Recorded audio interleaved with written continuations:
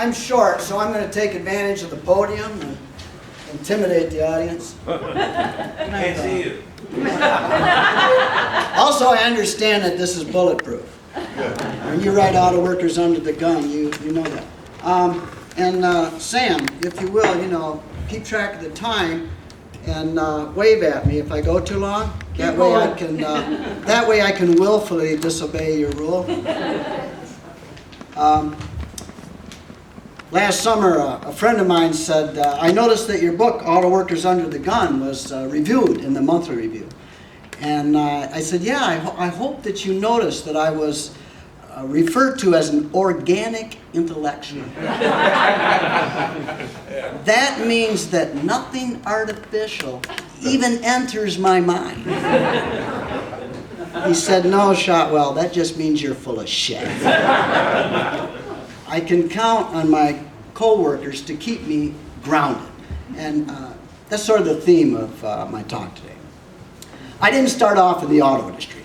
I began my working life in the furniture industry. My hometown, Grand Rapids, Michigan, was once known as the furniture capital of the world.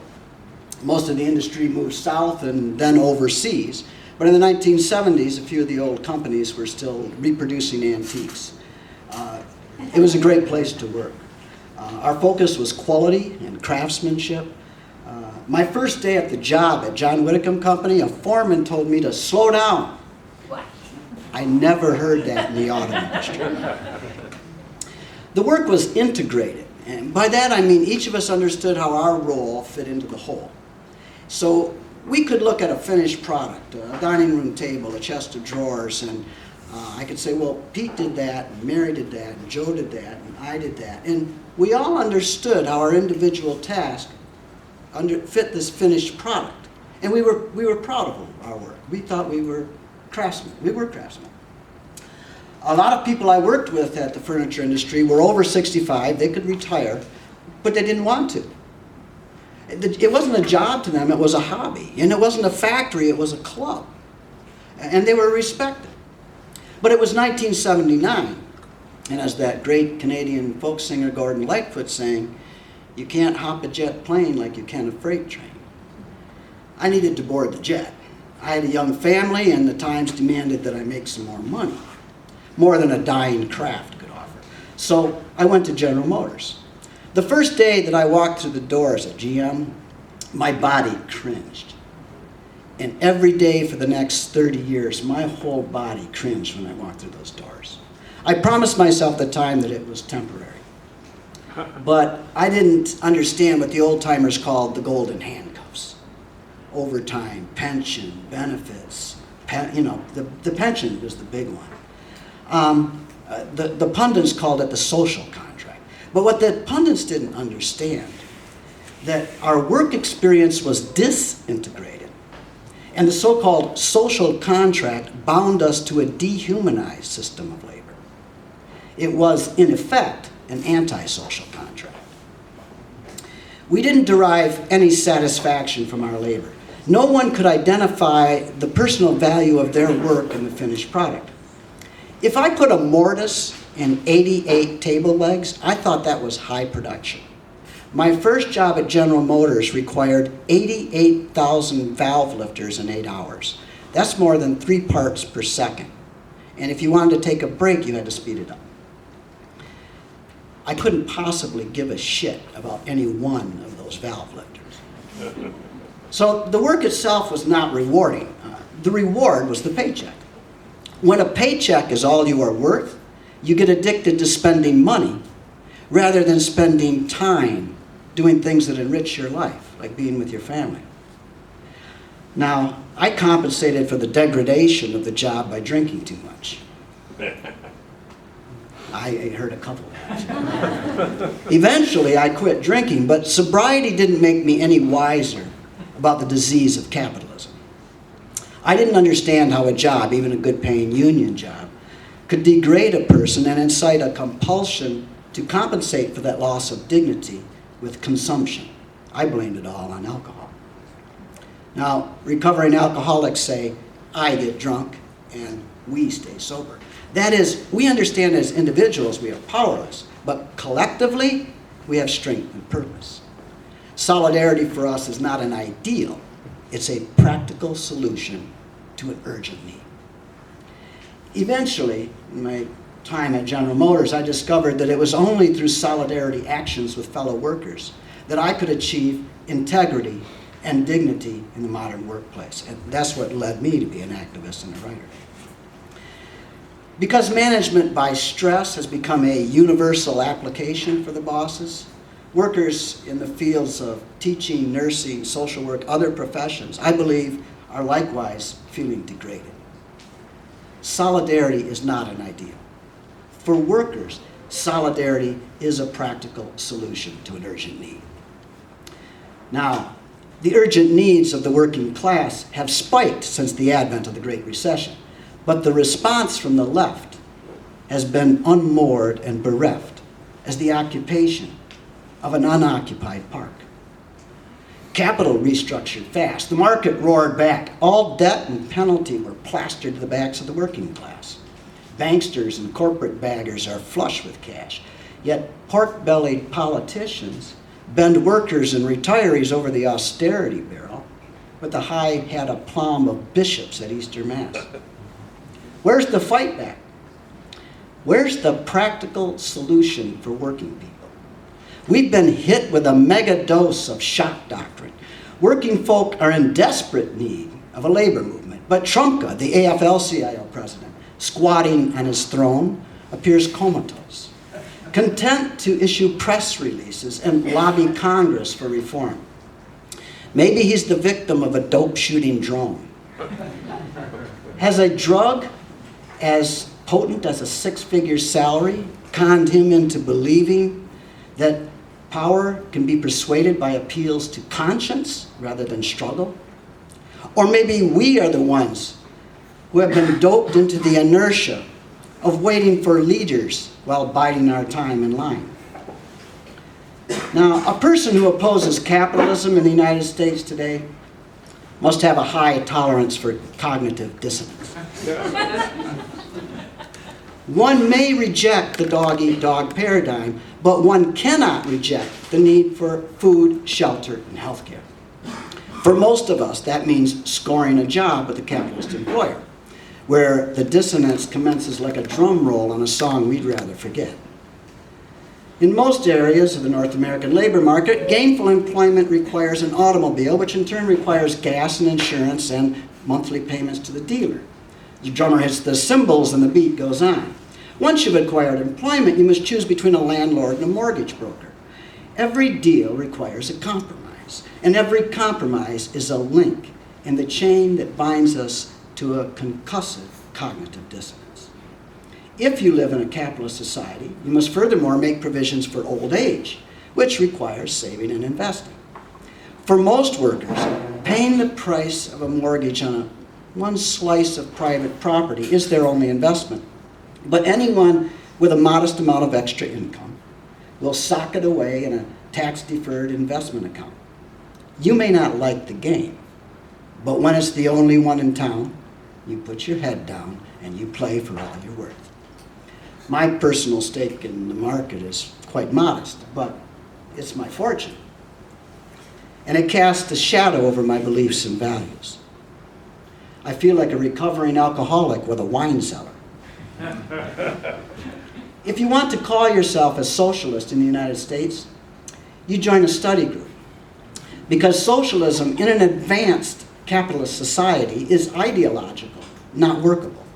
You may protest, you may resist, you may advocate for peace, justice, and an environment as clean as an angel's spit. But our day-to-day life is bound to an economic system at odds with utopia. Unless we can implement a viable alternative, an actual way of living and working, which replaces and surpasses the only practicable system workers in North America have ever known. All socialist proclamations are pie in the sky. As Gordon Lightfoot saying, it's no earthly good to me, because I'm stuck here on the ground. Where, I might add, philosophy don't bleed. We need a new vision and a practical plan to get there. Anyone living in Detroit, that ominous effigy of capitalism, needs to devise a practical means to survive in an urban setting abandoned by investors. But reconstructing in the shadow of capitalism is like pitching a tent under an elephant's ass. The Detroit City bankruptcy is emblematic of capital's habit of shitting on workers and then blaming them for the mess. Two-bit words like competitive and globalization are simply code for low wages, reduced benefits, and no pension. Austerity isn't a solution for workers. It's life without parole. Second-tier workers like Sean will never be able to retire, but not because they love their jobs. Yet, affluence can be corrupting. After World War II, auto workers gained higher wages and benefits. We were separated from our class financially, and in the process, we embraced an economic system which causes global human misery. A misery which has come back to haunt us like a self-inflicted disease, an illness born of uncontrolled appetite. Many of my comrades worked excessive overtime, and they gambled on the stock market. They invested in extravagant real estate ventures. They were buried so deep in debt that a strike was unthinkable to them. They couldn't afford to miss a payment to the man. Everything they earned was turned over to dealers who already had plans for all the money these workers would ever make in their lifetimes. Consumption appeared to be an end in itself. The only difference between these good hard workers and junkies was that the capitalist system conferred status on their addiction. It's demoralizing to see fellow workers turned into puppets. But why should we hesitate to demand more? As Samuel Gompers said, more schoolhouses, less jails, more books, less arsenals, more learning and less vice, more leisure and less greed. We should demand more for all workers, not just the glorified individual of American myth or that heralded middle class of union bureaucrats. If we want more for everyone, then we may have to limit our consumption, to refine our tastes, and to consider our impact upon the ecosystem more important than our economic self-interest. The UAW is notorious for lobbying against improved CAFE or emission standards. The cognitive dissonance of unions is like thunder in a collapsing mine. When auto workers could buy not only a house in the city, but a cabin up north, they retired from class struggle and forgot to bookmark their place in working class history. Excessive overtime coupled with tax-deferred investments in the stock market stuck a needle in the arm of the ordinary auto worker. I watched my fellow workers succumb to the anesthetic. I saw fellow workers invest their life savings in Delphi, a company that was designed for bankruptcy. They thought they were investing in the farm, a place where they lived and worked. I was stunned by their trust in capitalism. But they had never witnessed another economic system. They didn't experience any cognitive dissonance. I did. I experienced more red lights, alarm bells, and guardrails than a railroad crossing. I distrusted capitalism, not because I was educated or because I understood Marxism, but because I was raised in a home where things like televisions and furniture were confiscated. I never trusted the deal. But the deal is on the table. And we have to play our hand, not some hypothetical game. If one rejects capitalist values and desires to live without cognitive dissonance, it's imperative that he or she engage their fellow workers, organize a union, and confront the bosses directly. Any other option is academic, by which I mean a nice idea, but risk-free and ineffective because power respects power, not ideological eloquence.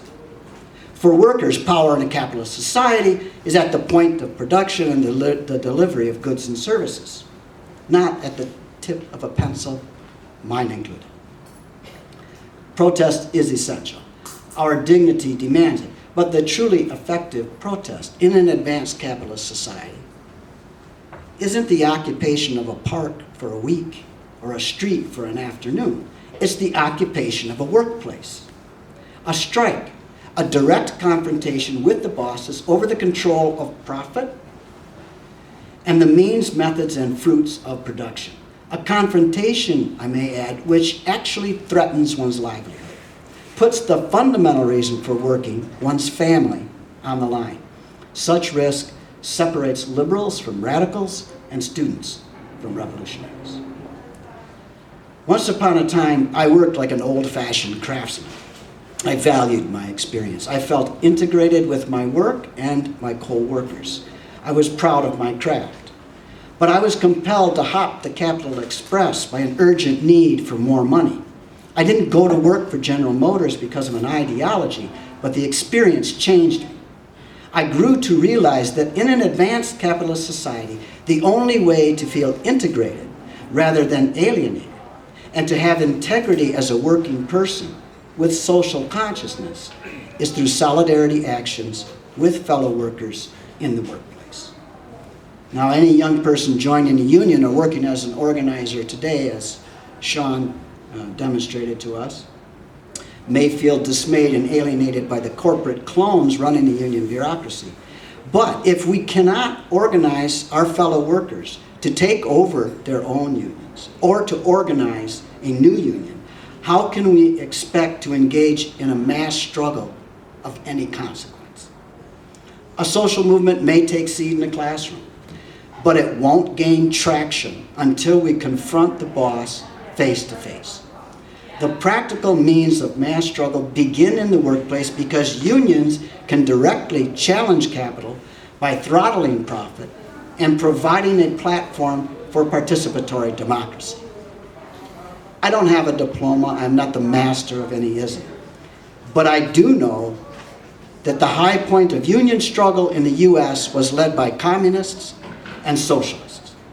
The low point of unions today is led by liberals who believe a practical solution to an urgent need means cutting wages and benefits and spending dues on the same political party that gave us NAFTA and is working overtime to ramrod a Trans-Pacific Partnership free trade agreement before Obama thumbs his nose at the masses and leaves office to collect his bounty. The unions, this administration collected donations from the unions, but the unions don't suffer any cognitive dissonance, the union leaders. And neither do the liberal pundits who support the double-jointedness. They don't have any problem swinging both ways because it pays a six-figure salary. If there shall ever be a resurgence of union organizing, it will be led by people who aren't wedded to capitalism, as Bob King, the UAW president, is. Now, these new organizers may not start out to be socialists or communists, but I unequivocally assert this: real organizers will never advocate that workers accept less for longer hours, harder jobs, with fewer benefits and no security. You can't jump a jet plane like you can a freight train, but if you look around the tarmac, you'll notice a whole bunch of folks who look just like us, abandoned. We need somewhere to go and something to do and something to join besides a study group, the occupation of a park, or passive participation in a Roberts-ruled bureaucracy. We need a union that unifies rather than alienates the rank and file. A union with a fist connected to an arm, connected to a shoulder, connected to a body of people who are willing to fight for economic justice where it counts, in the workplace. Thank you.